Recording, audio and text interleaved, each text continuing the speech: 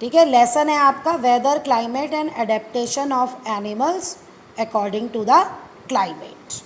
तो सबसे पहले इसमें हम वेदर और क्लाइमेट के बारे में पढ़ेंगे और ये आप अपनी एसएसटी की बुक में भी पढ़ चुके हैं। You must have heard the cricket experts discussing the weather before the start of the game. Have you ever wondered why? Cricket के एक्सपर्ट जब होते हैं, जहाँ भी कहीं भी पहले क्रिकेट मैच होता है तो उससे पहले वो वहाँ का मौसम को डिस्कस करते हैं। कहता है क्यों? The weather may have a profound impact on the game, क्योंकि वेदर का असर पड़ेगा गेम पे। मान लो अगर रेनी डे है तो होगा ही नहीं ना बारिश में मैच, और अगर क्लाउडी है तो होता हुआ मैच भी रुक सकता है। A cloudy weather can change the course of the cricket match or stop it altogether by bringing shower of rain. अब क्लाउडी वेदर जो है वो मैच का टाइम चेंज कर सकता है या उसे रोक भी सकता है जब बारिश हो जाएगी। Similarly you must have also heard elder in your family discussing the weather before planning a family function. अब कभी भी फैमिली फंक्शन होता है, मान लो किसी की मैरिज होती है, कहते हैं अरे मैरिज तो अगस्त में निकल रही है, कह रहे नहीं नहीं अगस्त में मत रखना, अगस्त में तो रेनी सीज़न होता है।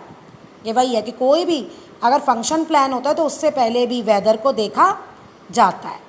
If the weather is going to be cloudy they would suggest to have a waterproof pandal. अब मान लो बहुत ज़रूरी है अगर मैरिज करनी है रेनी सीज़न में, तो क्या कहते हैं? वाटर प्रूफ पंडाल लगाओ। If the weather is going to be a cold, अगर ठंडा है तो suggest to have close pandal, तो भाई चारों तरफ से बंद। जो आजकल हम कहते हैं बैंक्वेट हॉल में होनी चाहिए ठंड में तो मैरिज, फार्म में नहीं होनी चाहिए। In fact many of our daily activities are planned as per weather predicted for that day. अब हम खुद का भी अपनी अगर एक्टिविटी देखें तो जैसा मौसम होता है उसके अकॉर्डिंग ही हम प्लान करते हैं। Thus weather have a profound effect on our life. तो वेदर का बहुत असर पड़ता है हमारी लाइफ पे। Hence there are daily report of weather on television, radio and newspaper. Daily reports होती हैं वेदर की टेलीविज़न में, रेडियो में, न्यूज़पेपर में।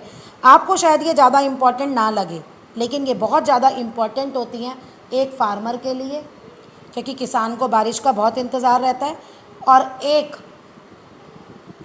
मछुआरे के लिए, यानी जो फ़िश कैच करता है, क्योंकि अगर बारिश है, तूफ़ान है और वो सी में चला गया फ़िश को कैच करने के लिए तो वो तो फंस ही जाएगा ना। तो उन लोगों के लिए ये वेदर बहुत मैटर करता है। We are asked to carry woollen clothes when you are planning to go to a hill station because the climate on a hill station is always cold.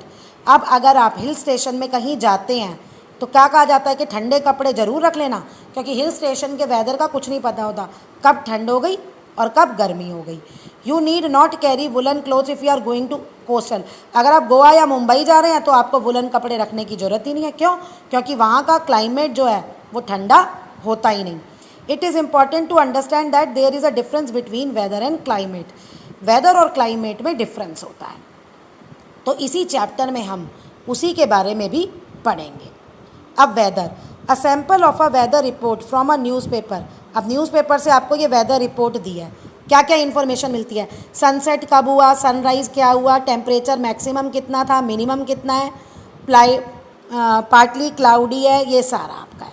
तो इसमें क्या क्या दिया हुआ है? एक टेम्परेचर, मैक्सिमम टेम्परेचर जो सबसे ज़्यादा टेम्परेचर कितना रहा पूरे दिन, ठीक है, और मिनिमम टेम्परेचर पूरे दिन सबसे कम कितना गया, ये है आपका।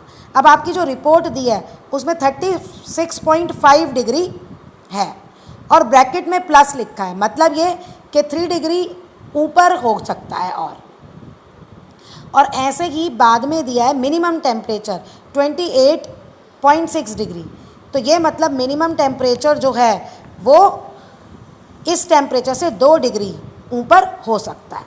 मून राइज, मून सेट, जैसे नाम ही पता कर रहा है कब मून आएगा और कब मून सेट होगा। सिमिलरली सनराइज, सनसेट का ह्यूमिडिटी, ह्यूमिडिटी मतलब amount of water vapour in the atmosphere. तो मैक्सिमम ह्यूमिडिटी कितनी होगी? 66% और मिनिमम ह्यूमिडिटी 53%। तो इतना परसेंट वाटर वेपर होगा एयर में 66% और मिनिमम होगा 53%।